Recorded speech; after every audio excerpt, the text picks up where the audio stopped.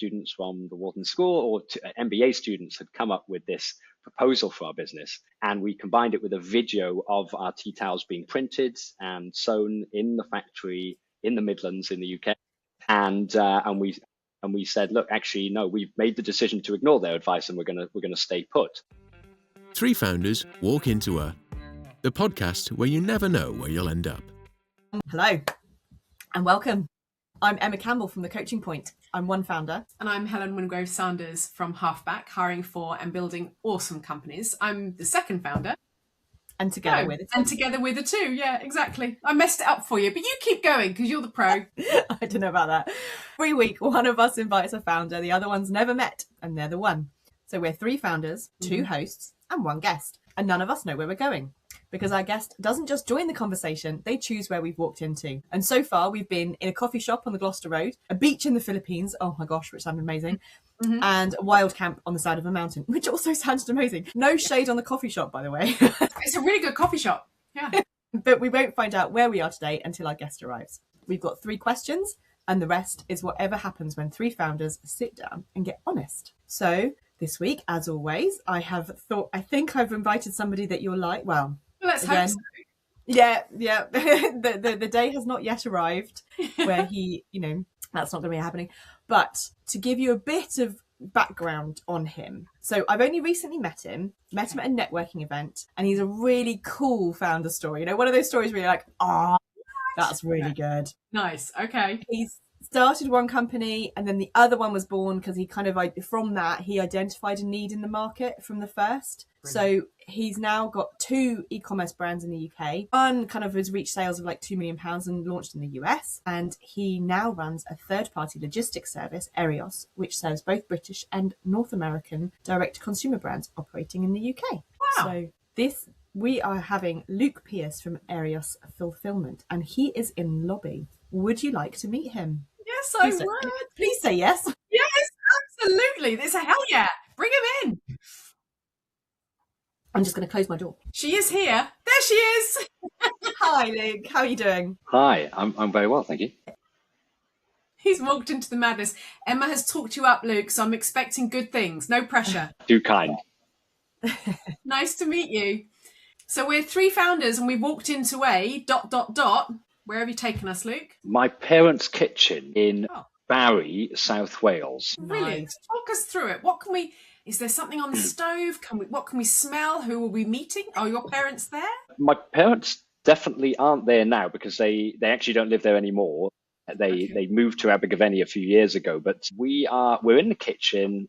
We're having a meal together, and it's the kitchen as it was when they used to live there, because that is where the idea for Radical Tea Towel first came up, and where we determined as three of us that we were going to start a business together. Wow. So how long ago was that then? That was back in 2011, possibly 2010. I think, spring 2011. Okay. And did you have conversations like this a lot in that kitchen? Or was this the conversation that sprung and birthed lots of different things? Well, we had lots of conversations in the kitchen, yes, but not necessarily business related. I was living in London by then in my mid-20s, early 20s, and I was just going back to visit them. But I was at a stage of my life where I had determined that I really wanted to start a business. I had a full-time job at the time working for London Underground, a job I really enjoyed and had good prospects, nice pension, all the rest of it. But there was something in me that had that entrepreneurial itch. And I knew if I didn't scratch it, then I was going to live in some kind of regret for the rest of my life. And so I knew I had to start a business, but I had no idea what that business was going to be. And I was having real difficulty really coming up with an idea that would work. The reason the kitchen matters is that I had recently heard from somewhere, I don't know if it was a book I'd read or heard somebody mention, that the way to come up with a great business idea is actually to listen to people's problems when you hear them. And think of a business idea. Your business idea is essentially, well, you don't have to think of it because it is the solution to that problem that you are hearing. So we were sitting down for dinner, and my mother was having a right old moan about how she couldn't find a particular product that she really wanted to buy for an elderly relative. And that product was a political, in inverted commas, tea towel of some kind. She wanted either something with the suffragettes on it, or she wanted something that spoke to trade union history, because she wanted to send a birthday gift to an elderly relative, my grandma's partner. My grandma had sadly passed away the year before, and so she wanted to give him a birthday present around that time of year. He was, he'd always been interested in politics. He was an avid trade unionist, now in his 90s. She said he's in his 90s, he won't wear a T-shirt, because it turns out actually wearing T-shirts with slogans is quite an American thing to do, or a young person's thing to do. It's not an older British person's thing to do. That was the assumption. And she wanted something that was going to go through his letterbox, because she didn't want to force him to have to go down to the post office. And so that's where this idea of a tea towel came up. And she wanted something, in practical terms that he would use as well. And she told me that she'd spent an hour searching on Google, hadn't been able to find such a thing. And so therefore my brain clicked into gear, and I said, problem. Let's see if we can solve it. And you've solved it? If this was 2011, you've been solving it ever since? Yeah, we solved it quite soon after, actually. So we in that meal that we had together, essentially the conversation was something like me telling my mother that she should start a business doing political tea towels or historical tea towels, radical tea towels. And she said, "Oh no, I wouldn't know where to start. I don't know what to do." And I said, "Well, Dad's a designer. True, he was a freelance designer, so he could put a design together for you. Mum, you're really organized. You can no doubt go online and find a manufacturer, and I'm sure I could figure out how to create a Facebook page and try and get you some initial marketing for it." And so then we realized that we had different kind of complementary skill sets. And so despite being parents and some team, we decided that we could maybe make this work, or it would be a bit of fun. We'd do a test, right? Minimum viable product. We'd release a few designs, see how they went down. Mm-hmm. And so do you remember the meal itself? I'm interested in the food.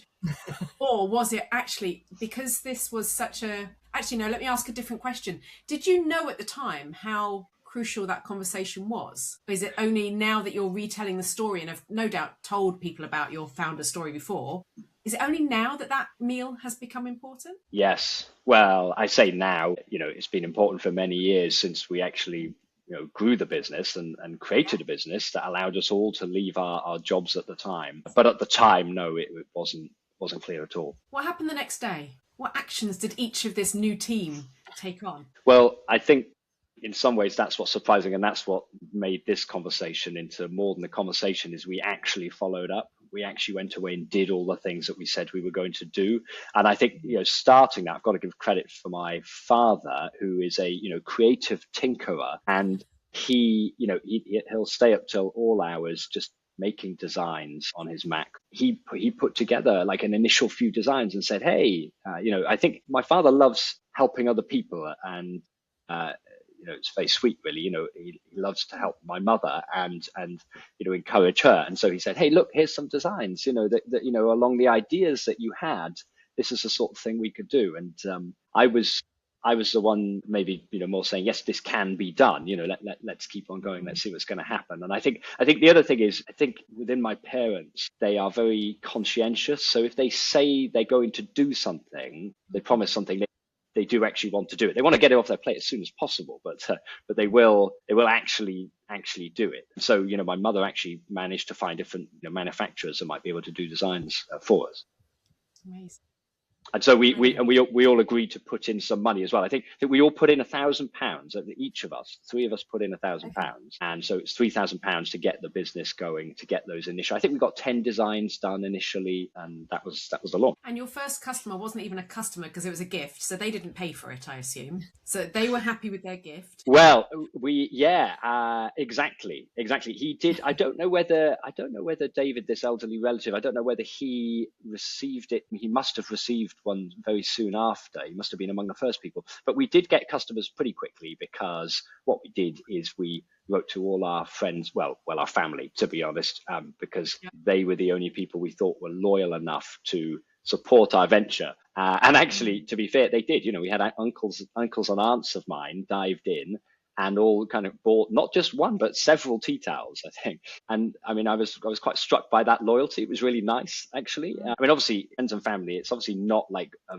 viable customer base on which to build a business, but to get you that initial traction, to get you, to get some money in the bank, to test out your systems, to get feedback on the product, just, and also to tell their friends and family. I still remember the first order that we got from somebody who wasn't a friend or family. And I think it was someone that a family member had mentioned it to. Okay. And they'd come in that way. And so, then you start to get traction. And validation that actually it isn't just friends and family being kind. And households do need more than one tea towel, so that's great. I tell you what I'm really intrigued by is the dynamic between parents and son. Because I can tell you now, my father and my mother would find me unbearable to work with. I just know it. Whether I'd find them unbearable, they'd be fine together because they just take the mickey out of each other, and it's the whole yes dear, get on with it, yes dear, all that stuff.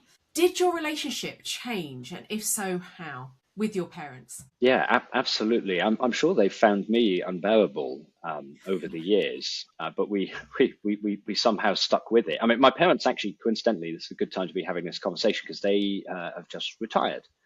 January this year, they finally retired. So it's the first time that I'm kind of they're out of the business, and now I'm running it with other people. So I've got those two perspectives on it now at last. I'd say, of course, our relationship changed. I mean, actually, the main way it changed initially is that we were just talking a lot more. All of a sudden, there was this additional reason to keep in touch beyond just, hey, how are you? But hey, we need to sort this business stuff. And that was actually quite nice. It made the mundane conversations kind of worth having. The other thing that we had in that relationship, obviously, right out of the get-go, is a certain amount of trust for crucial things like, okay, you can just leave one person in charge of the bank account and they're not going to run away with all of it. And like I say, that integrity, that following through what you say you're going to do side of it was there. So all of that, I think there was a sense as well that we all wanted to. I mean, I've never had business, in Eirios now, Eirios Fulfillment, the business that I run today. I don't have business partners. I'm a solo founder, so I've never had the opportunity to work with founders who aren't my parents. However, there was definitely a sense with my parents, and I assume from their side as well as mine, that actually you're not just working in the business for your third at the time. I mean, at the time it was the third equal shares. That changed over time, but you're not just in the business for your own third. That actually you're doing. You really want to work on behalf of the other people as well. I mean, from my point of view, I saw it as a great way. I mean, my parents, I think, didn't especially like their jobs at the time, and I saw it as a great way for them to kind of liberate themselves from that, and to eventually retire as well, and to do so on their own terms. So that felt, I mean, that kind of goal, I think actually many children have that goal. It's just not necessarily expressed in that way. I think many people out there think, okay, well, actually, if I have money and fame and all the rest of it, who are the first people you want to help? Often it will end up being your parents one way or another. And actually, I didn't have wealth. They didn't have fame. And yet here was an opportunity to do just that while also working on building wealth and building the other things that you do when you're building a business. I am still intrigued. I just want to ask about the food. You know me and food. I am still intrigued to know whether you remember what the dinner was that you were having. Not that it means anything, but then have you had that meal again? And were you sitting there waiting for something magical to happen again? Happens every time, actually. Yeah. I'm pretty sure it would have been my father's pizzas. Since I was a young boy, probably around 10, my father just learnt how to make pizzas one day, and then that became a bit of a family ritual. We'd do it every Friday night. He would make pizzas for us, and we would clamour for them. And of course, as soon as you leave home, various dishes are recreatable. This one definitely was not. And so actually a great reason for wanting to go back home and visit your parents was to have those pizzas. to this day, my son, who is about to turn 3 years old, is a great fan of his grandfather's pizzas. So, yeah, something good happens every time. Pizza's good though. Love that. There's a good reason for that. Yeah, very good reason. Very good reason. Okay, I'm going to stop interrogating you and let Em get a word in edgeways. I just wanted, so you started this and you started it from your kitchen table, which is like, it's always the best kind of founding story, isn't it? You see a need, you fill a need. There's a very cute kids cartoon that kind of goes into this called Robots. Your son would love it. But the whole premise of that is that the main boss has this thing where you see a need, you fill a need. So you've seen a need, you filled it. How long did it take between that discussion at the dinner table and, I mean, who was the first person to quit their job? What was the decision like at that point? Like, what was the lead up to that? Well, my mother was a part-time teacher. My father was a freelance designer, essentially, and so it was a couple of years in. We were building the business, and it was what you call nowadays a side hustle. We didn't have that terminology at the time in the early 2010s. It's essentially a side hustle. So you're doing it alongside your job in your free hours when you can, bits and pieces. And actually, I mean, certainly from my side, I'm sure for my parents as well, we were never completely sure that this was something that would be able to replace our jobs. I think there was a case of like, from my parents' point of view, I think let's a little bit of income on the side, fun project, something cool to do. From my point of view, there was all that alongside like, this is practicing for my next business venture as well. And yeah, so love that word. Yeah. So there was, so it wasn't, it wasn't a case of, okay, the goal of this is to quit our jobs, right? Like that wasn't, and I think especially from my point of view, I really enjoyed my job, so I didn't necessarily have this burning desire to do it. But it was a few years, I think it was, well, we launched in, I think, autumn 2011, so it was 2.5 years after that I left my job at the Underground. And at the time I had someone staying in my flat, that helped me pay a bit of the rent. And other than that, there was a very small amount of income coming from the business. I think the year I left my job, I'd been paid something like £3,000. Like it was nothing really. But it was enough for me to think, if I went on this and really pushed it and put some more effort in, and if we really fired on all cylinders, could it be something a bit more? So I thought that combined with savings, combined with, hey, I'll launch something new as well, just made me think totally unrealistically, right, let's just jump ship and I'll somehow make it work. And if it doesn't, I'll just go back and ask for my old job back, cap in hand, worst case scenario. While you're employed, you have that safety net. So you don't have those days where you're like, we need to sell some product. We need to ship some stuff out of here. What are we going to do from a marketing point of view? And the minute you make that decision, it's like, okay, well, how am I going to make my mortgage this month? It forces your brain. You use a different part of your brain, I'm sure. Absolutely. There's always... Go on.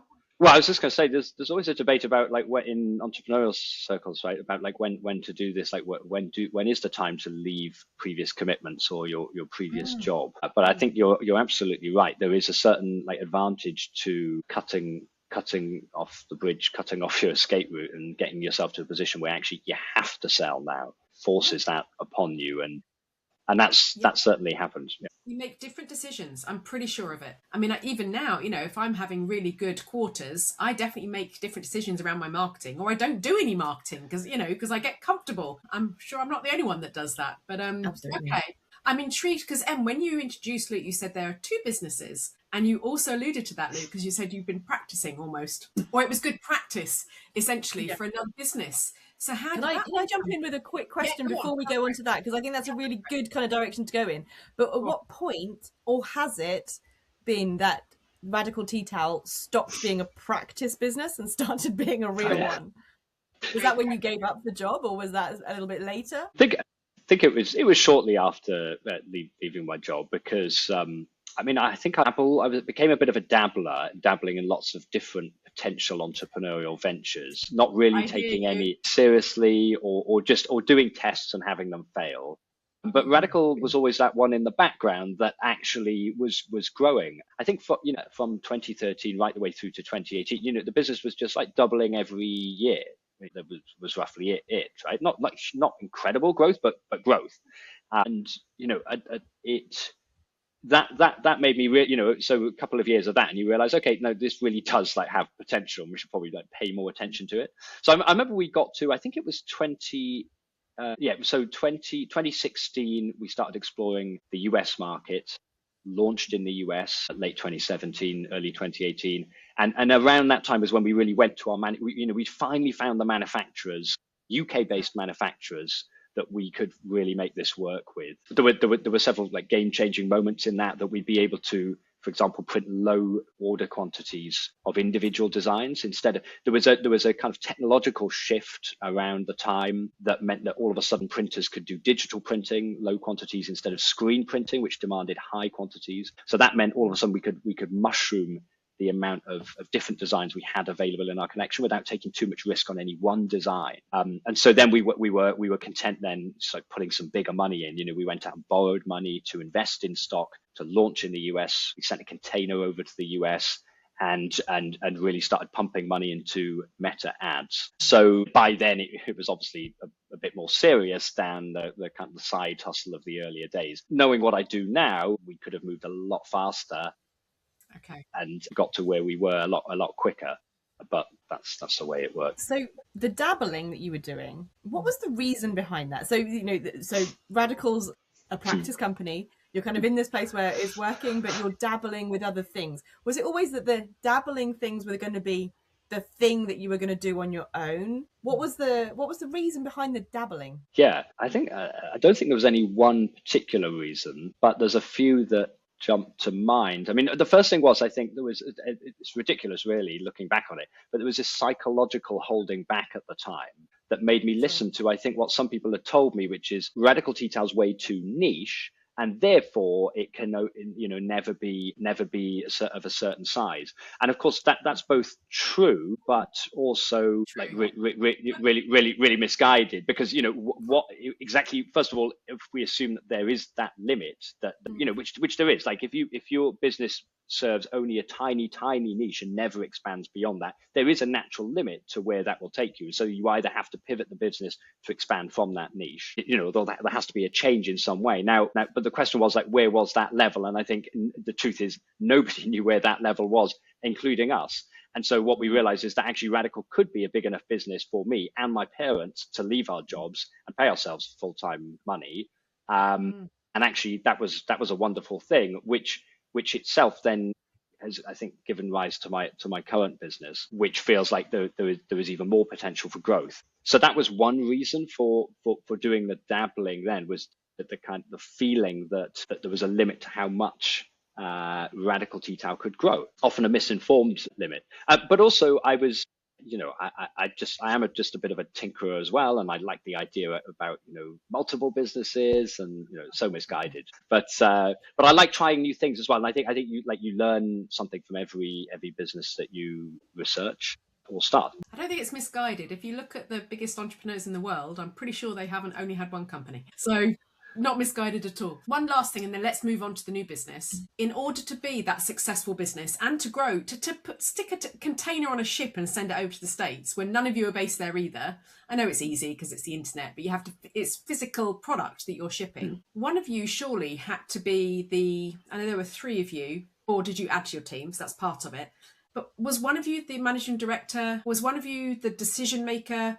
How did you resolve anything around that? Because I'd imagine when you have a team of people that know people very well, whether they're family or not, the minute you start to add in overseas for a product business, that can lead to a bit of bother between different management teams. Yes, and actually there were a number of key pivotal moments and key disagreements that we had over time about where the business was going, key decisions to make. So, right from the beginning, I kind of emerged as a managing director figure, and that was something my parents, to their credit, were very comfortable with, allowing me to do that and supporting me in that role. So I'm really grateful for that. So they were happy for me to kind of set a strategic direction. On the point about the US expansion, actually ended up being a friction point between us, and that really, I think, brought to the fore some underlying tensions about what we wanted from this business. For my parents, I started to realize that this was about, they were having fun doing it, but actually this was also about security and having control over their time. For them, it was very much like a lifestyle business. For me, I almost wanted to go big or go home, to use the phrase. I wanted to push this and see how far it went. And if it ended up destroying the business in the process, then so be it. That would be a wonderful experience and would lead to the next thing. And so that made me think, okay, let's launch in the US market. I mean, it's a market 5 times as big as the UK. Why not? I think for my parents, this felt like a risk. We were going to need to borrow money to invest in stock. It was a risk of time and effort for something that potentially might not work. And it was going to create a whole load of new work as well, which obviously puts pressure on your time. So, but we got round that by partly we took things step by step. So, I would go out for meetings and we'd kind of lay the groundwork and things like that. And we'd start drafting the next website. I did a lot of this groundwork for the US part of the business. And ultimately what we decided to do was to de-risk it for my parents by saying, actually, we're going to hive off that part of the business into a separate company, which will be owned by me with my parents as employees instead of as founder owners. And that's how we did with that. Very good. Okay. I've got visions of, you've watched the movie Joy? You watched that with Jennifer Lawrence? No. I don't think I have. Oh, I've got visions of you as Joy. Okay, so Joy was, let me get this right. The shopping channels in America, when they first started off, it was all, they would let certain people on the TV to sell their product. And this woman was absolutely skint. She was looking after her baby boy, baby girl, baby child, baby, and just had an idea. And I'm not going to tell you any more about what the idea was, but safe to say, not only was her name Joy, but she brought a lot of joy to her family as well as people that watch the movie. So, but you remind me. So go and watch the movie and then come back and tell me that you're not Joy, because I can imagine that. It's yeah. I'll leave it there. And if you know the movie, I'm sure you're nodding along, but you two are not nodding along. So we'll move on. But I think that I know a little bit about your story about going to America, and I think it was a really, like you say, it's a bit of a punt. You've got quite a lot of pressure from your parents as to kind of how this is going to look and how you're going to do it. But actually the story about you going to America, I really enjoyed on the evening that you kind of shared it. So could you tell Helen a little bit about that piece, about how you kind of got there and what was the process of, what made you launch in the States and kind of how you got to that point? Okay. Well, for a while, I'd thought that the States was a good idea. I remember in the year before I went to the US, we were getting orders from people in America, shopping on our UK site, paying in pounds, paying horrendous shipping costs, and waiting weeks to get their items from the UK. So if they're willing to go through all of those pain points, I reasoned that a service that actually gave them a much better service by being based in America would be something that could attract even more customers, which was kind of obvious. But we'd already done that experiment, I suppose, naturally. But we really had no idea how to start other than to try and copy and paste what we were doing in the UK into the US. But there were a whole load of unanswered questions like US companies, the law. We thought we'll get sued because someone will choke on a tea towel. America's a very litigious society, famously so. And then you've got all the states. Where do you start? What about sales tax? How do you talk to Americans because they speak a different language to us? What are you going to do? And I decided that actually potentially I could try and answer all of these questions at once by getting on a plane and flying over to the US. And the only real question I had to decide early on was which airport to fly into, where to go. So I did this kind of process of elimination, which looked at a number of factors like flying distance from the UK and the niceness of the city. Was there a city nearby? I didn't want to fly, because, if you're following, for example, sales tax alone, you end up in Nevada in the middle of the desert or something, right? Yeah. So it was a question. It was like balancing out, okay, is this a city I'd be happy to hang out with if I need to go there again? Is there a big enough population center there? Would we be able to find a third-party logistics provider to store the products, ship them out? Shipping costs from the UK for transferring the stock, all of these different types of things. Where's a place that feels European? And so I put all those things together and went to Philadelphia. Great city. Yeah, great city, and full of radical history.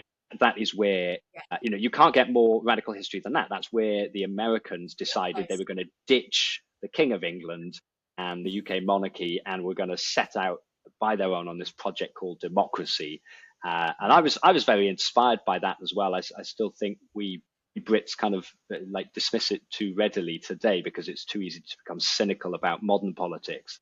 But if you're interested in radical history, as I am, and all kinds of history, then I think it's a fascinating story and wonderful experiment that did the world a bunch of good. Yeah, so Philadelphia it was. Wow. Okay. And you're selling your UK product, and remembering that this isn't tea towels with seagulls on or British robins. This is product with something to say on. Yes. Did it translate? I mean, I know you had American customers going through that, the prices and shipping it over, and that costs a lot, and then they have to, they were buying British product with British anarchy on, essentially. Yeah. You have to have product for the American market or not? Well, we already had some designs that were inspired by American history. So, for example, some civil rights themed stuff, and then some of our products were very international in nature as well. But yeah, I mean, a lot of our designs were like very obscure, as like the Chartists, the Chartists which started democracy in Britain, not very well known in America. The mistake we made early on is that we didn't just launch more of our collection in the US to begin with. We made all these assumptions about what Americans wanted. And that led us to, for example, just doing like way too many founding fathers themed designs instead of actually some of these obscure aspects of British history, which the Americans did love. They love like the historic strikes or the attempts at revolution that always failed in Britain. And they were super keen on our existing collection, but we did expand it massively over the years to cater better to the American market as well, and based on the different sales data that we had about which designs were more popular, for example. I am listening. I'm just purchasing some tea towels. I'm British and American, so everyone in my family are going to get a tea towel. Although I do have 48 cousins, so yeah, this has absolutely paid for itself for you coming on here. Actually, I'll buy them later because I need to consider it a little bit more. Yeah, Founding Fathers is only going to do it for people, if they go to Philadelphia, that will be tourists. So it will be international tourists, not necessarily always American. And it'll be all the kids that end up going to Philadelphia for their school trip because they have to go there. They'll either do DC or they'll do Philadelphia for their history school trip. So, okay, cool. Okay, can you bring us up to modern day and the second company? Yes, of course.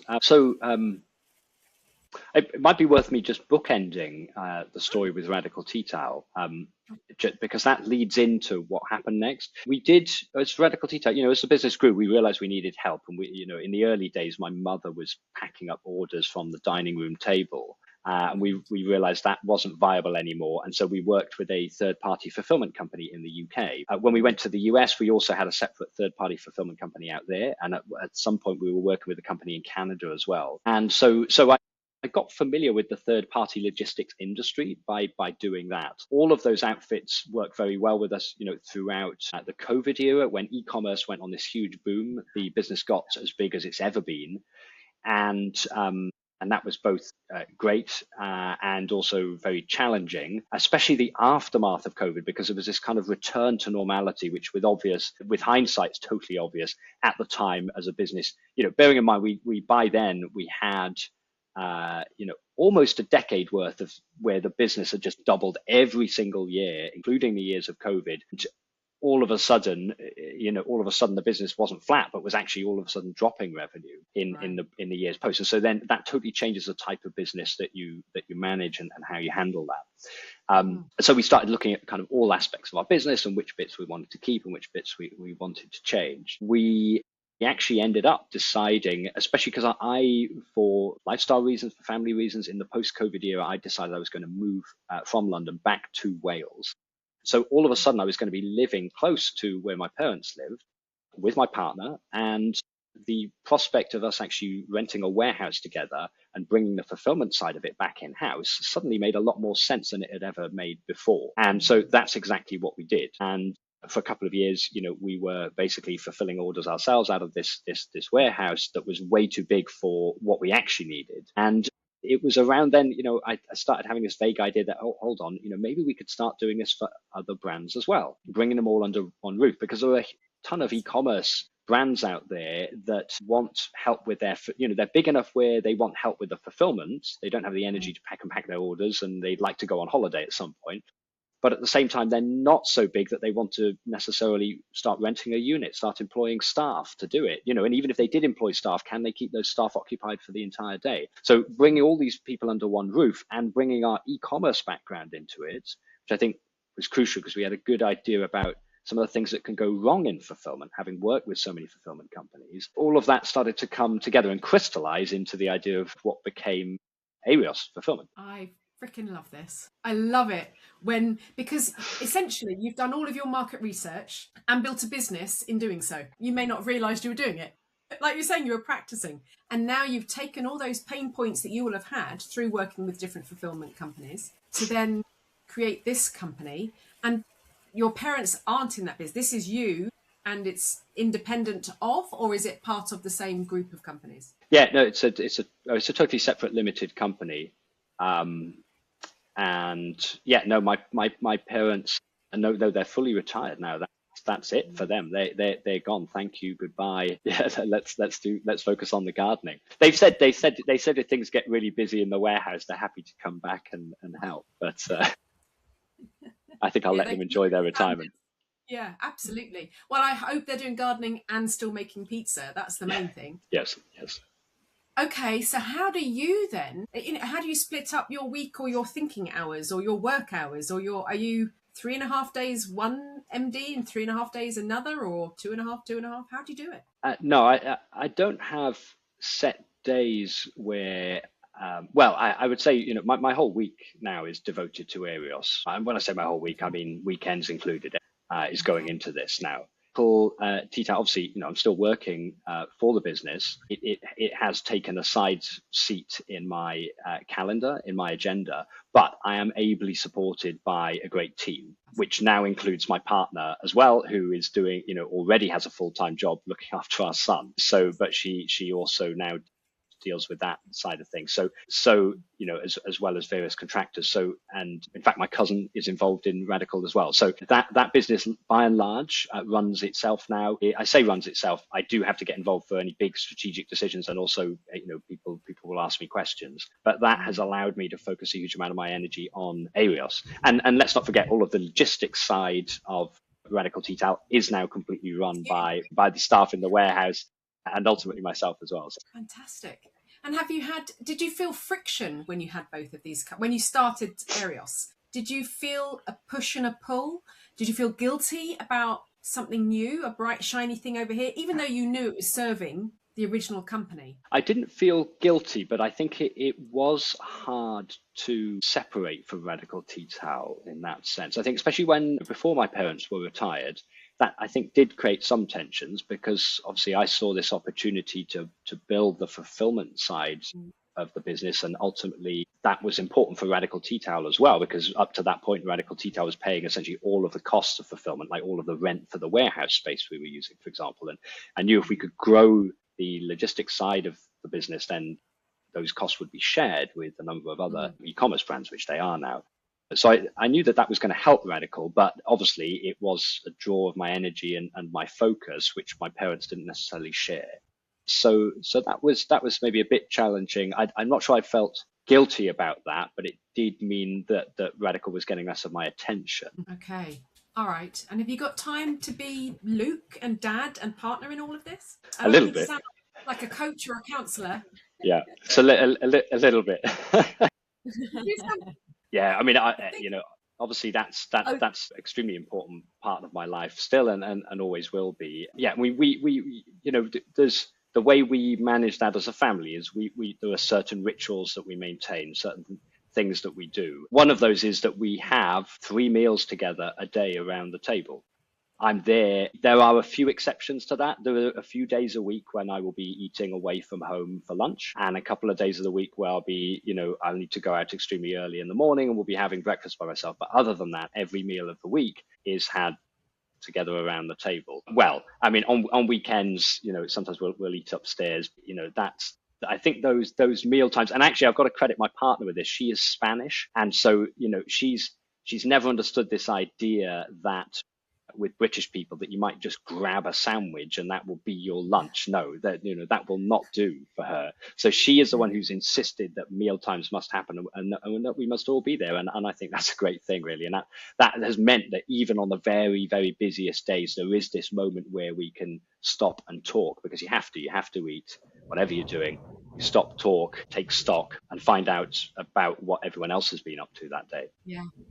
But isn't it interesting that ritual is actually what started the tea towel, a meal around a table? Thank goodness for your partner being Spanish and knowing that experience of stopping and having meals together, actually sitting down, and the generations of people coming together. I lived in Spain for a year, and it was just, you could tell who the British expats were before they opened their mouths versus the Spanish people, because they would take time and enjoy being together over food and breaking bread together. It was amazing.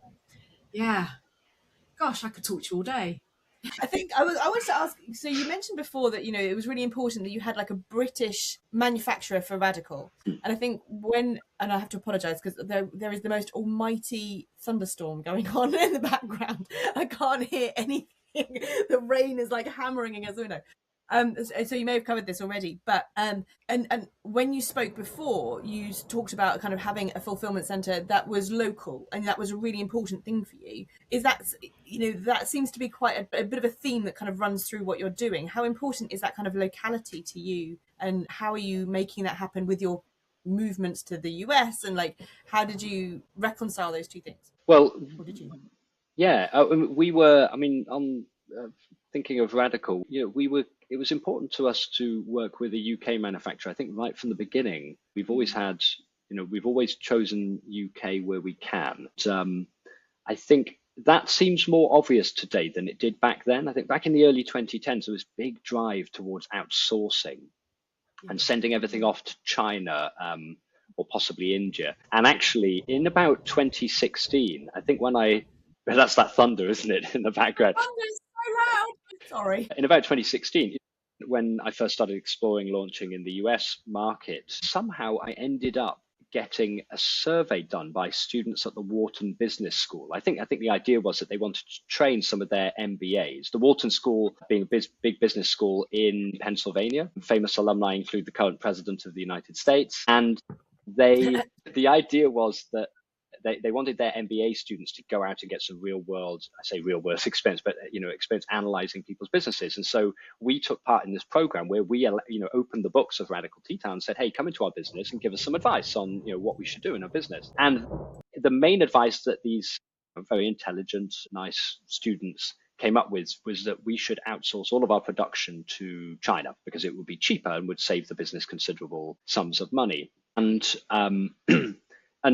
But what we decided was that was contrary to the identity that we had built for the business and the values that we held. I am not in principle against the idea of outsourcing production to other countries. I think that's a wonderful thing to do where other countries can better placed to do that for you. And I think countries trading together is a good thing. And as people in the first world, we can provide jobs to people in the third world through such methods.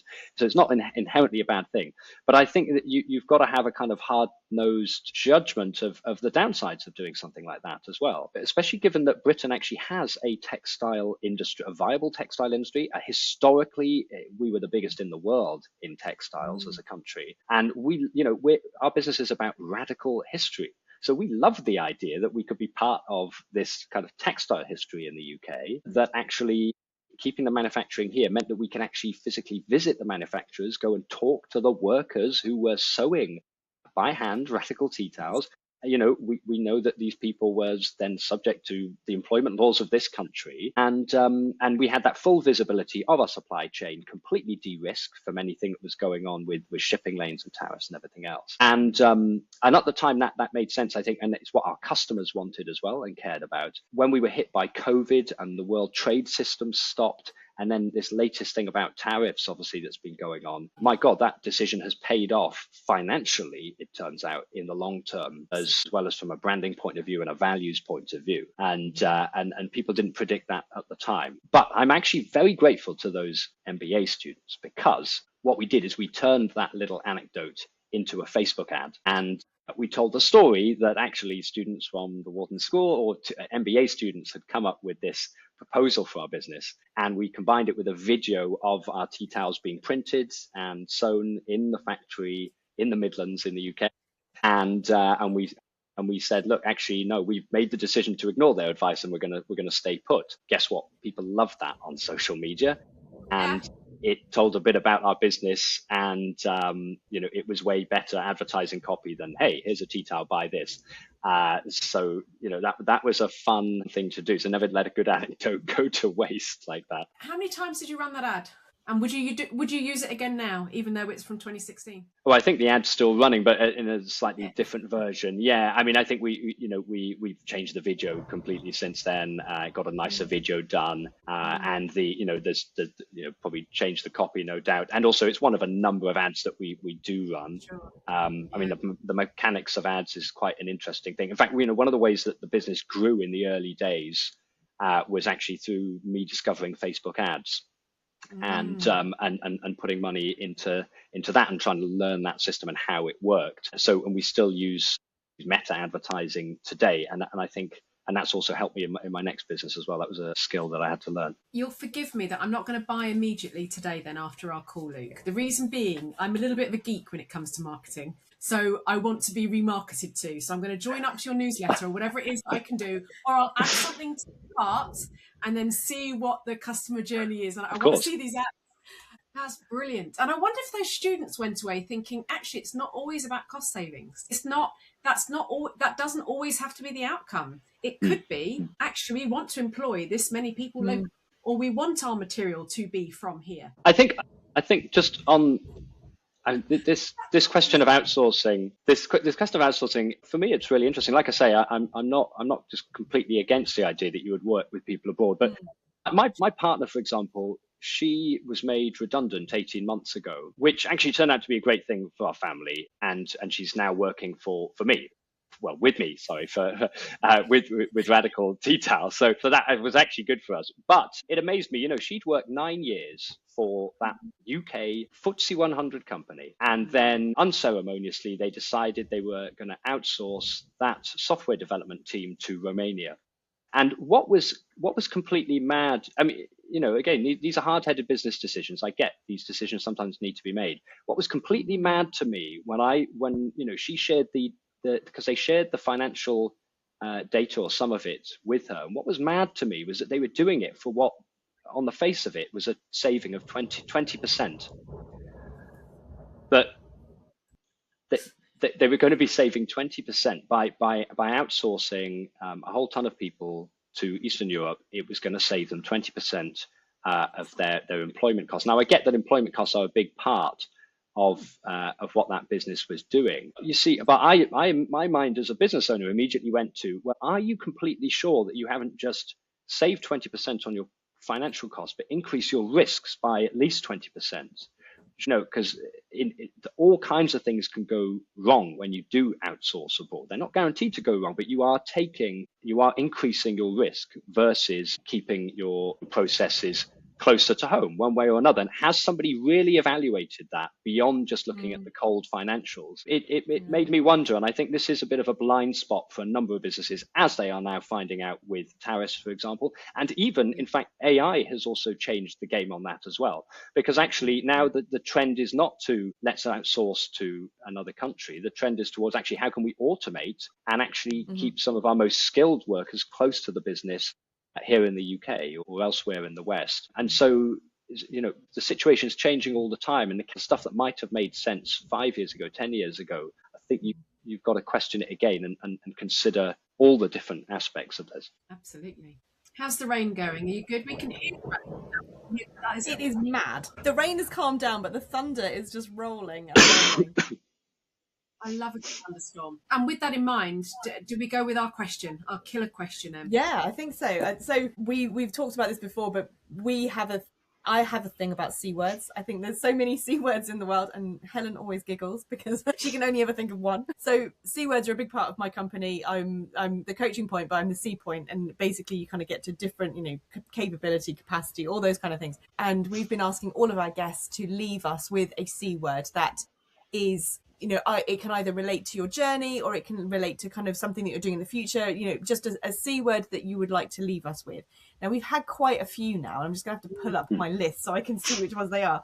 But we've had courage, we've had coastal, we've had commitment, we've had curiosity, we've had connection, we've had caring, conviction, creativity, and consistency. So I'm going to ask you, Luke, what is your C word for us? My C word is customer. Customer. Yes. Okay, more. Well, I think actually customer service, a focus on a customer is a bit of a hack in business. Everybody thinks they know how to do customer service. So everyone thinks that, oh, yes, it's important. We pay lip service to it. But I don't think the vast majority of businesses are delivering real customer service. And what's great about customer or thinking about the customer is that this is a way for a smaller business to get one over on a bigger company. Your competitors, 10 times your size, can never match your commitment and your drive to customer service. They just can't do it. Doesn't matter who they are.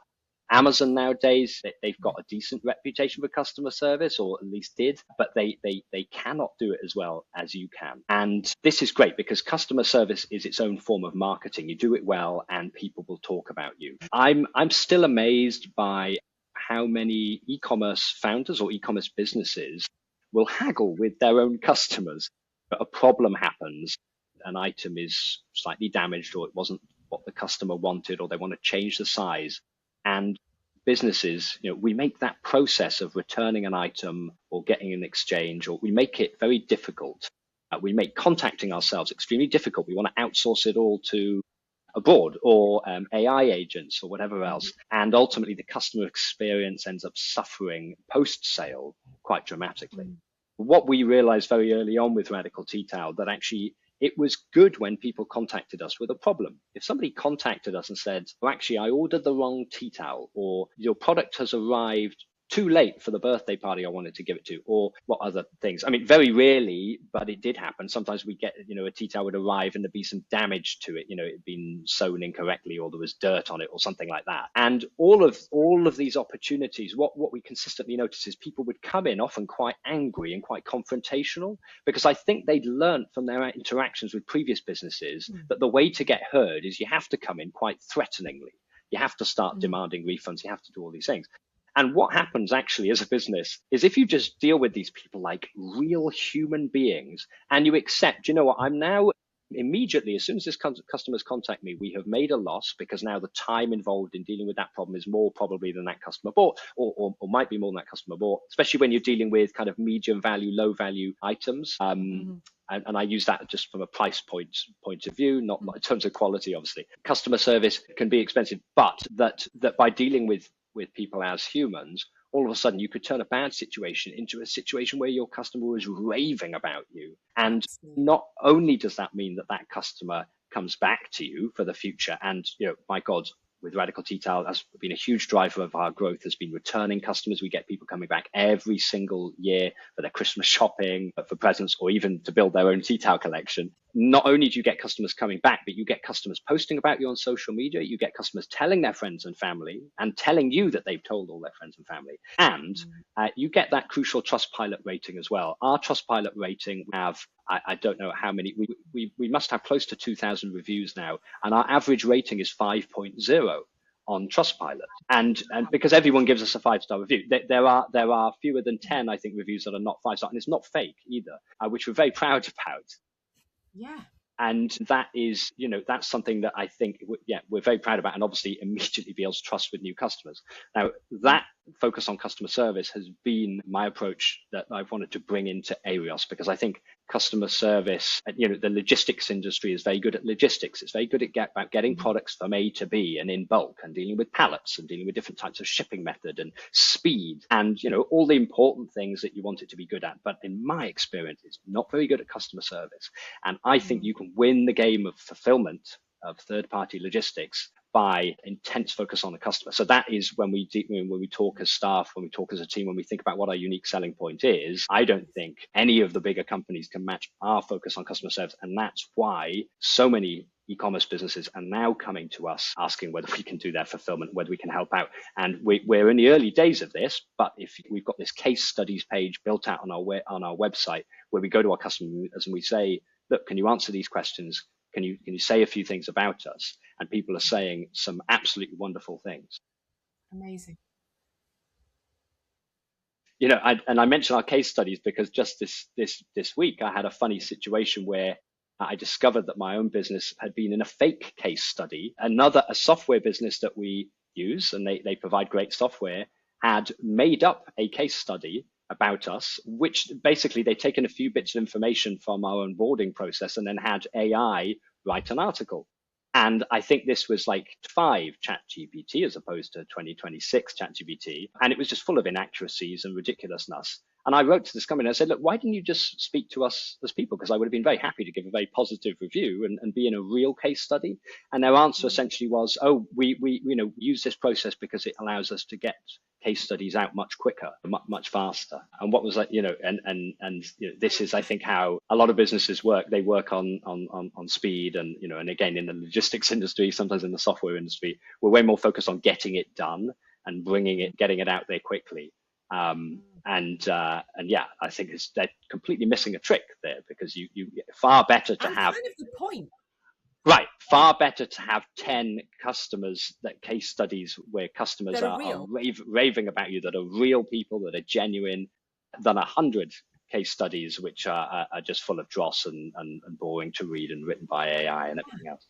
And I don't buy that argument that actually we need to get the case study out there quickly. No, you don't. If it takes 3 months, but it's accurate and raving about you and has connected you further with your customer, I mean, hello. And you're right that, whether it's logistics goes wrong.